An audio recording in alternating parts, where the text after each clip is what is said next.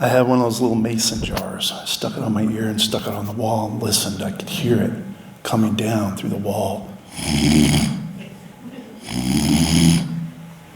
The dragon was snoring. That usually meant that the witch that owned the dragon was also asleep. This was our chance. I've been planning this so carefully for a week. So I made sure that Trenton was ready. 7-year-old brother, I was 9. And we stuffed our beds with some clothes and a stuffed animal with brown hair and reddish hair in both different beds so that we could sneak into the other side of the basement. The unfinished side of the basement where the black water bugs all lived and skittered around and the cracks in the cement wall. And it was quiet still. So we got over in the corner of the basement where the little nasty window is that you always have with all the cobwebs and stuff.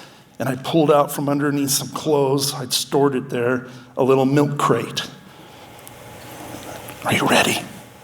Yeah, I'm ready. Oh, let's go, bro.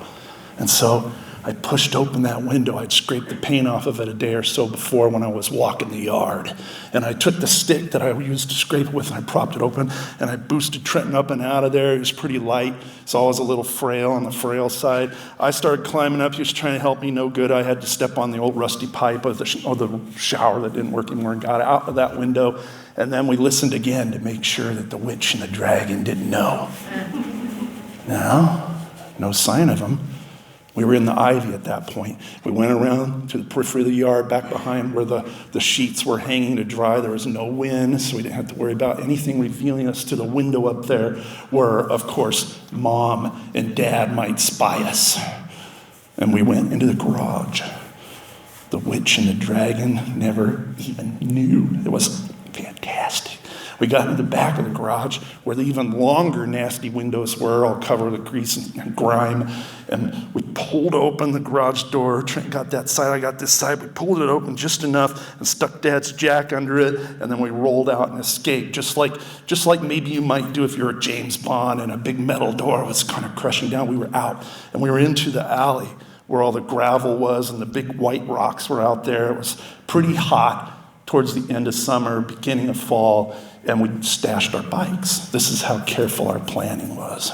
We stashed our bikes between our garage and the Lewis's garage. There's like 7-foot towers of marijuana that Monty, the kid that was renting the top apartment in our house, had planted over there, and we pulled our bikes out. Mine was an awesome bike, black with kind of yellow plastic mags on it that I just got. I loved that bike. Trenton pulled his bike out. Well, it was my old bike. It was a hand-me-down. I got at a garage sale. It was sort of a baby blue kind of color, and it had those kind of big handlebars, they had in the 70s, and it had red, white, and blue streamers hanging off the handlebars, and it had a long banana seat. You remember those from the late 70s? And he also, unfortunately for him, it did not have a sissy bar. You know what that is? It's the little bar that makes it a boy's bike. I don't know why they put it on a boy's bike. But anyway, we got our bikes, started cruising.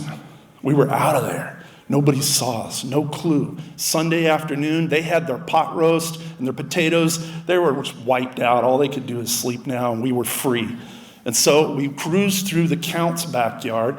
They had a little dog there named Skunky that was always trying to bite us whenever we rode past him. And it used to be our dog. That's the thing. We got rid of it. We couldn't stand it. And the dog still acted like it didn't know us. So we went through there. We got out on the street. The first time we were on the street that day. It's always a great feeling when you hit the pavement. And we went along a ravine where sometimes when the tornado floods came back in Kansas, it would just fill those gutters up, and we could actually swim in them and kind of go down it like it was a water slide. We went around the corner, and then we saw it. We knew that if we reached the bridge of freedom, we would have made it, and we could see it there, right there at the kind of the corner of the pond, where when the pond overflows, all the water comes out through this little ravine, this little kind of aqueduct deal, and there's this beautiful bridge that we knew if we could make it over it, we'd be free, like breaking out of a prison or something. We were so excited. And so we arrived to the bridge, And we got kind of underneath the bridge to do a little ritual. We didn't want to go over the bridge quite yet to claim our freedom. And I pulled out the long list of all the things that we needed to do to escape. All right, dummies in the bed. All right, we got the milk cart. We got the mason jar. All right, we got the out the window, garage. Yeah, checked it all off. I had a little golf pencil. I checked it all off.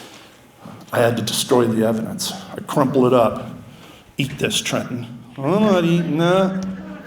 Whatever. Didn't matter.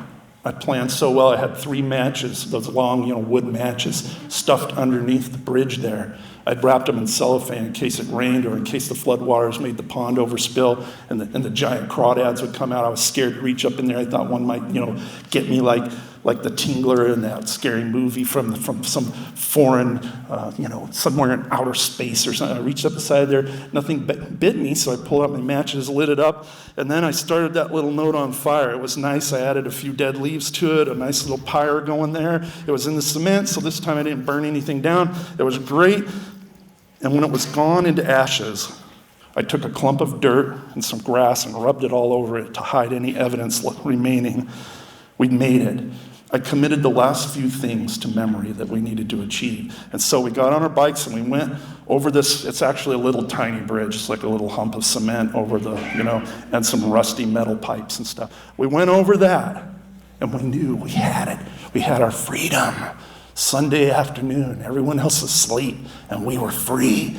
We had to get through the labyrinth of alleyways. We were kind of fishtailing throughout the whole ride through this maze of alleys to get where we really needed to go. There were little puddles with that kind of oil sheen that had the beautiful rainbows in it that you'd see. There was trash cans that blew over. We had to get around those, and we made it to the end of the alley labyrinth, and we could see it on the horizon.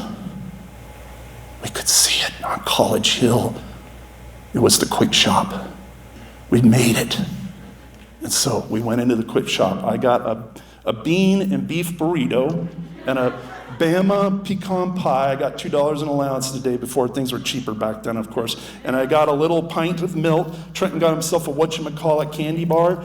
And we went out front, and I kind of shimmied my way up between the vending machine and this tall brick wall where a planter was up there. I got up there on top with the cigarette butts and the old dead juniper bush with the bagworms hanging on it. I pulled Trenton up as best I could. He was very light, so it was pretty easy. Sat him down next to me, gave him 1/3 of the burrito and the biggest bite he could take out of the Bama pecan pie that I'd heated up for 30 seconds.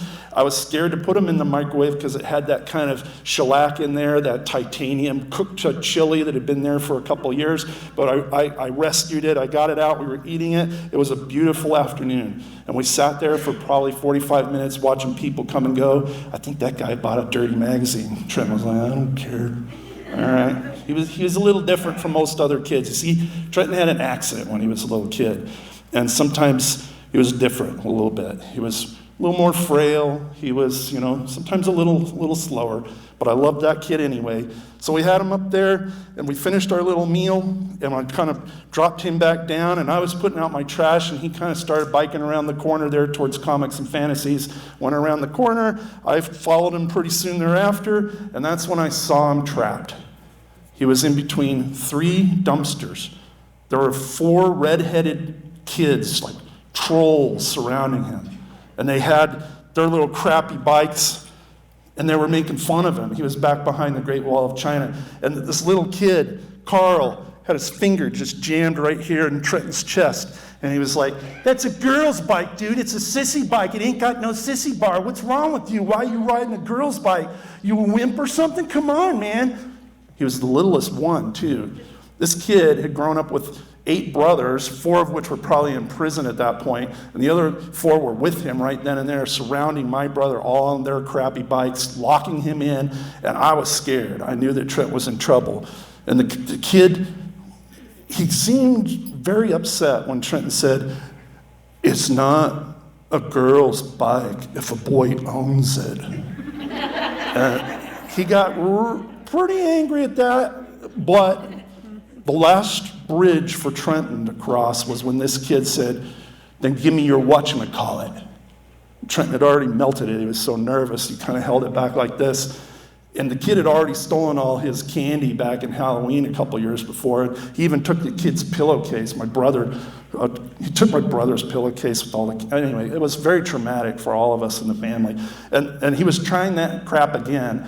And so Trenton did something that was just horrifying. He lifted his leg up, kind of like the Karate Kid, and he slammed it down right on that kid's front 10-speed, crappy 10-speed bike tire, and it's probably a bike he stole from our yard and painted, I have a feeling. And it folded, the front wheel just folded like a taco kind of, and the forks went in the ground, and the kid tumbled off into the blacktop with all the gum and all the grease from the dumpsters.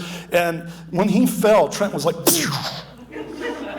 and I couldn't even catch up with them. And Carl screams, "Kill him! Kill him!" All right? The three brothers took off, but before they could get out, I pulled my bike in front of them, kind of corralled them, and I looked at them all, and I said, "Why don't you just leave him alone? Can't you see he's retarded?" It stunned them, stunned me. And I started biking, I saw Trenton over there. He'd stopped. He was worried about me. He'd stopped to see if I'd catch up with him, and so he could help me.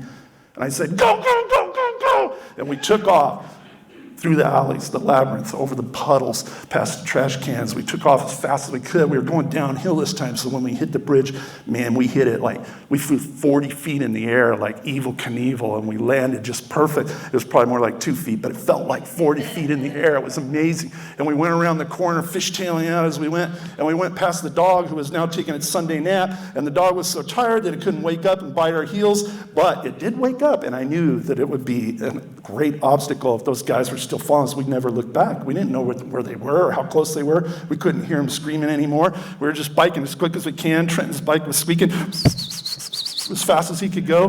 And the dog, I hope it helped us. I don't know. We got into the alley. We tore around and spun out a little bit. And we did something really cool. You see, like in old Westerns, we jumped off the backs of our bikes. And I yelled, "Ditch the bikes!" And the bikes rolled past the little curtain of marijuana stalks. And we threw ourselves on the ground, rolled underneath the garage there. And I kicked out the little jack we used to prop it up. And it slammed down. And we just tried to catch our breath and leaned up against the garage door there.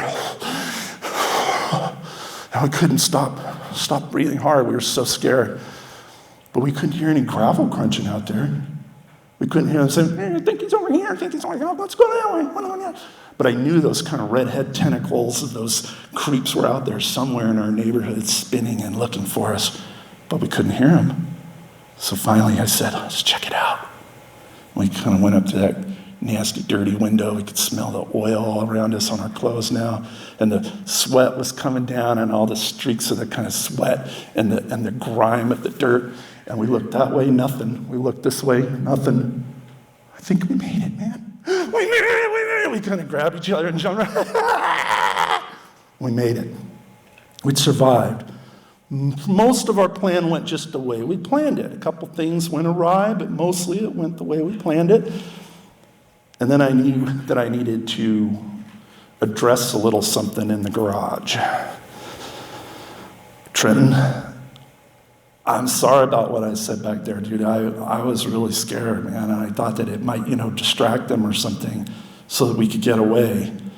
But anyway, I'm sorry for what I said back there. And, Trenton kind of frowned a little bit. "Well, I forgive you, man, but I may be a little bit retarded or whatever, but I sure can kick hard, bro."